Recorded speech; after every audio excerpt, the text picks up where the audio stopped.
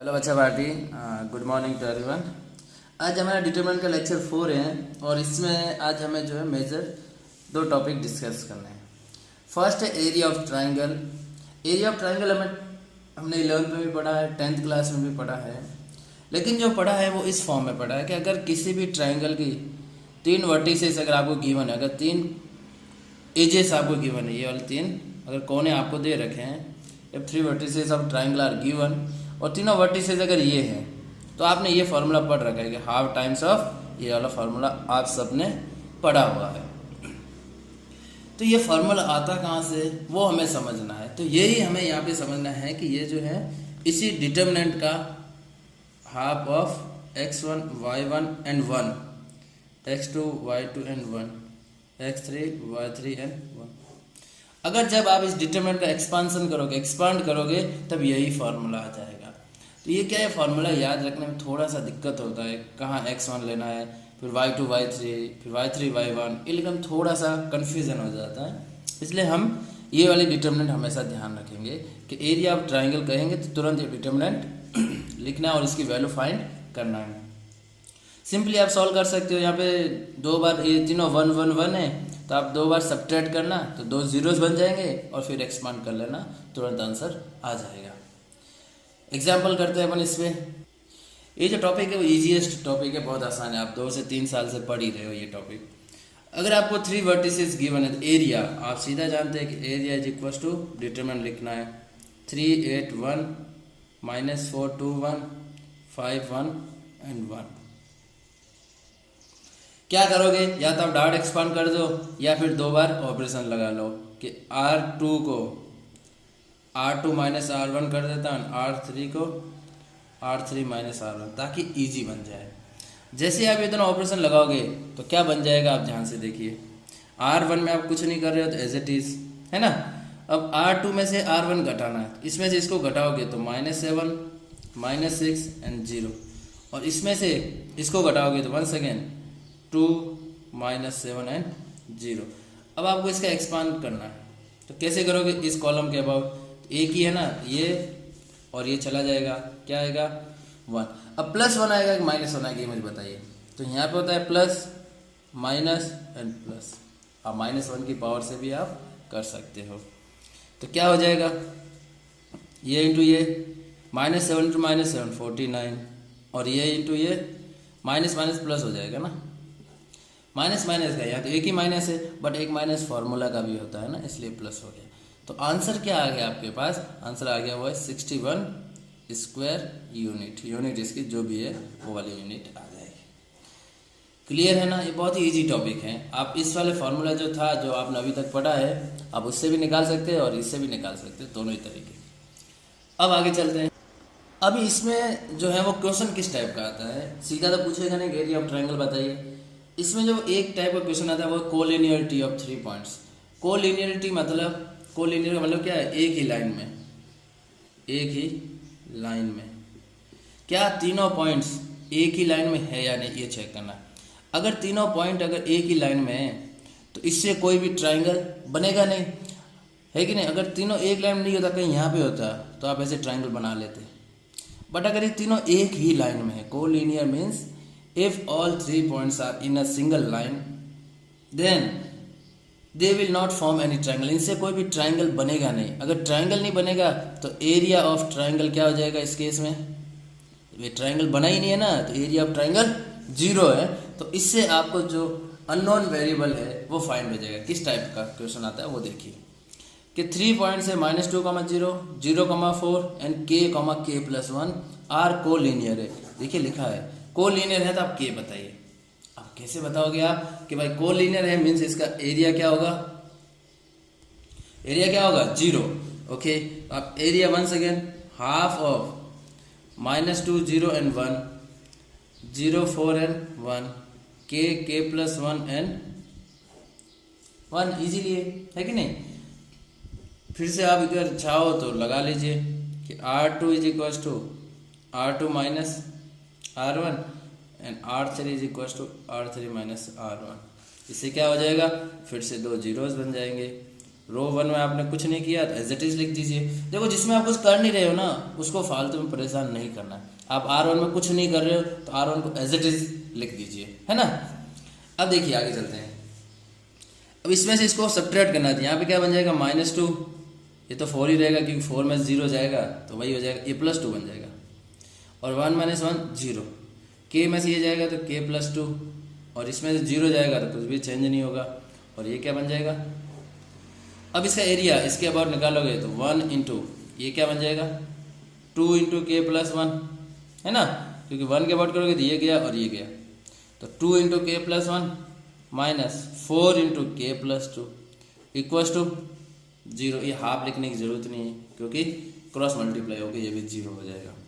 तब ये क्या बन गया 2k + 2 minus 4k minus 8 is equals to 0। यहाँ से आपको मिल जाएगा -2k - 6 equals to 0, k is equals to -3।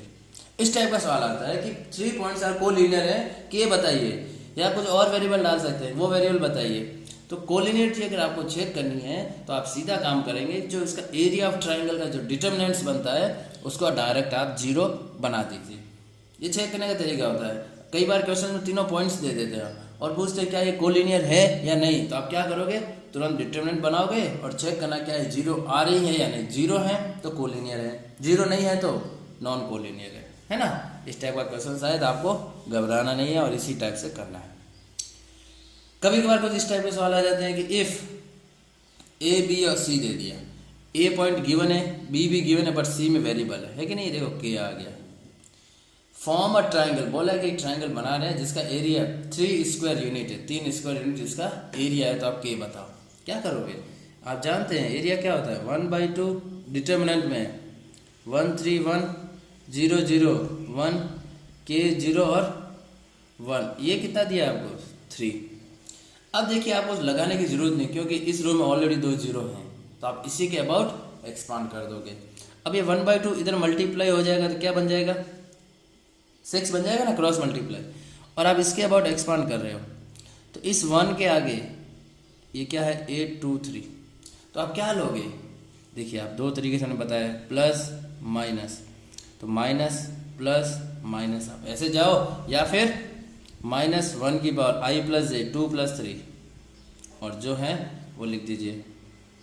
क्या आ जाएगा, ये तो 0 हो जाएगा और -3k, तो यहाँ से आपको क्या मिल गया 3k = 6, k = 2। तो इस टाइप से भी आपको करना पड़ेगा, वेरिएबल फंसा सकते हैं, वो k पूछ सकते हैं या कुछ और भी पूछ सकते हैं, तो इस टाइप से हमें करना है। आज का जो मेन टॉपिक है वो है आपको माइनर एंड को फैक्टर फाइंड करना है मैट्रिसेस का। माइनर क्या होता है एंड को फैक्टर क्या होता है, ये सबसे ज़्यादा इंपॉर्टेंट है। इसके बाद की 2 से 3 एक्सरसाइज जो हैं वो इसी के बेस्ड हैं कि आप माइनर कैसे फाइंड करोगे और को फैक्टर। अगर माइनर आ जाएगा आपको समझ आ तो को फैक्टर भी आ जाएगा। तो देखिए माइनर ऑफ मैट्रिक्स डेफिनेशन क्या बोलते हैं कि minor of a element, minor of an element Aij, किसी भी Aij एलिमेंट का माइनर जो है of determinant is the determinant obtain by deleting its ith row and jth column is called minor. अब इससे कुछ क्लियर हुआ नहीं होगा, मैं समझाता हूँ। देखिए अभी आप एक चीज़ ध्यान रखिए, इसका जो सिंबल है वो Mij होता है। माइनर को किससे लिखते हैं M, और जिस एलिमेंट का है वो I और J लिखना है। देखिए कैसे, मैं समझाता हूँ कि अगर कोई डिटर्मिनेंट मैंने ले लिया A है, वो डिटर्मिनेंट 3x3 का एक डिटर्मिनेंट है, डिटर्मिनेंट बनाना, आप मैट्रिक्स गलत बन गया, डिटर्मिनेंट बना देना। अब सपोज मुझे माइनर चाहिए किस एलिमेंट का, मैं सपोज A11 का ही निकालता हूँ। तो देखिए जैसा डेफिनेशन है बोला कि आपको जिस एलिमेंट का माइनर निकालना है आप ith रो और jth कॉलम को डिलीट कर दीजिए। कर देते हैं। ith रो मीन्स कौन सी रो है, फर्स्ट, ये रही फर्स्ट रो, इसको डिलीट करना है, कर दिया साहब।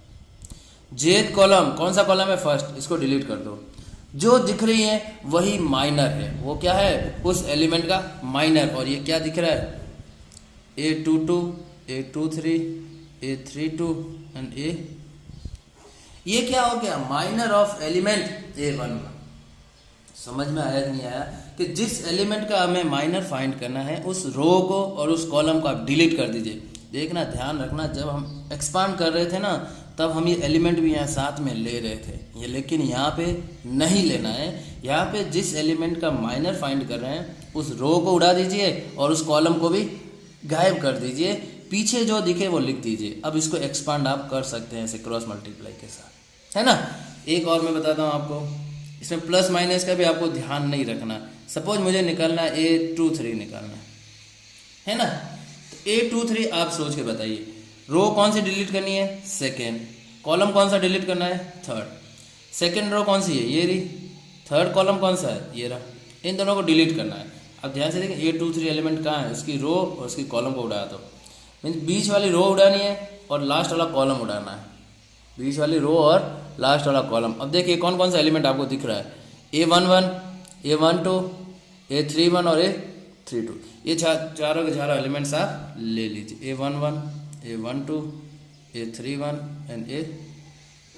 अब इसकी वैल्यू आप एक्सपांड कर सकते हैं, ये इंटू ये माइनस ये इंटू ये। तो माइनर ऑफ एनी एलिमेंट, और किसी भी एलिमेंट का अगर आपको माइनर फाइंड करना है तो आप उसी रो को और उसी कॉलम को, जो रो है जो कॉलम है उनको डिलीट कर दीजिए। जैसा एक्सपांड में कर रहे थे हम, तो उसको डिलीट कर दीजिए, बट वो एलिमेंट आप मत लेना।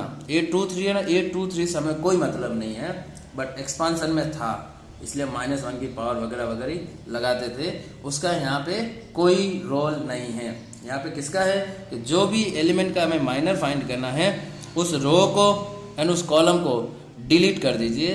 जो एलिमेंट्स पीछे रहेंगे उसको मैट्रिक्स से डिटरमिनेंट की फॉर्म में लिखिए और फिर एक्सपांड कर दीजिए।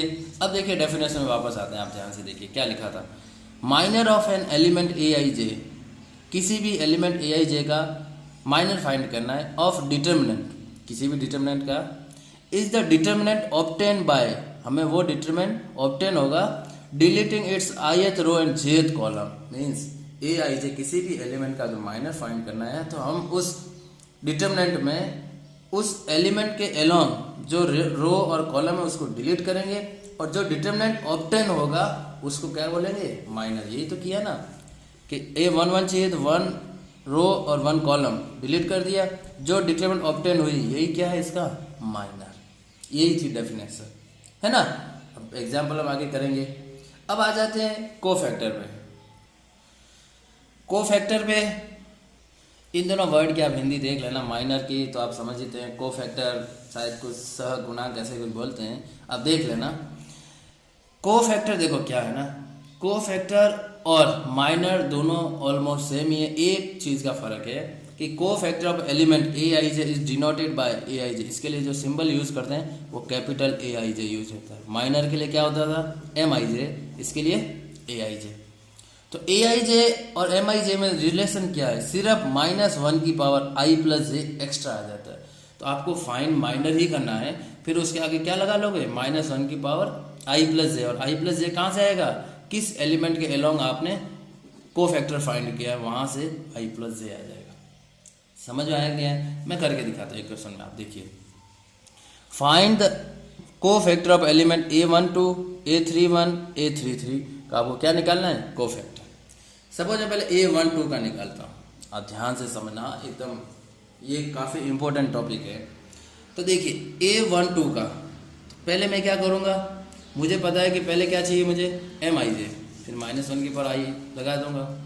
तो आप देखिए A12 का चाहिए ना, तो कैसे रिप्रेजेंट करोगे, कैपिटल A12 ऐसे करेंगे ना। अब वो क्या होता है, -1 की power i plus J, i कितना है 1, j2, और Mij आपको निकालना आता है कि कौन सी रो डिलीट करोगे, फर्स्ट, कौन सा कॉलम, सेकेंड। तो first row second column delete करना है आपको। क्या दिख रहा है, ध्यान से देखिए क्या दिख रहा है, 3 -1 एंड 0 0, 3 -1 0 0। फिर से समझिए, आपको निकालना था कोफैक्टर ऑफ एलिमेंट A12 का।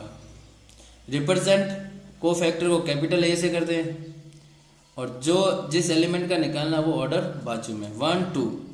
तो -1 की power i plus J, i1 है j2 है ना, i1 है एंड j2 है। और फिर क्या चाहिए आपको, Mij कैसे आएगा, उस रो और उस कॉलम को डिलीट कर दीजिए, उस रो उस कॉलम को डिलीट कर दीजिए, फर्स्ट रो सेकंड कॉलम जो आ रहा है लिख दीजिए। अब इसका एक्सपांड करोगे तो देखिए दोनों एलिमेंट 0 है, इसका मतलब क्या आ जाएगा, 0 है ना। अब मैं A31 का आपको निकाल के बताता हूँ। रिप्रेजेंटेशन कैपिटल A31 है ना, तो -1 की power I plus j 3 plus 1। अब क्या चाहिए आपको, M31 है ना, और वो कहाँ से आएगा, थर्ड रो फर्स्ट कॉलम को डिलीट करना है, थर्ड रो फर्स्ट कॉलम, इन दोनों को डिलीट करना है। क्या दिख रहा होगा आपको, 0 2 5 एंड 0, और ये क्या हो जाएगा, पावर 4 हो गई ना, 3 प्लस 1 4, तो ये प्लस ही हो जाएगा, तो प्लस ही हो गया। और यहाँ से इसे एक्सपांड करोगे तो 0 - 10, तो ये क्या आ गया, -10। को फैक्टर ऑफ एलिमेंट 31 का जो है, एलिमेंट 31 का जो को फैक्टर है वो आ गया -10। एक और रह गया A33 का।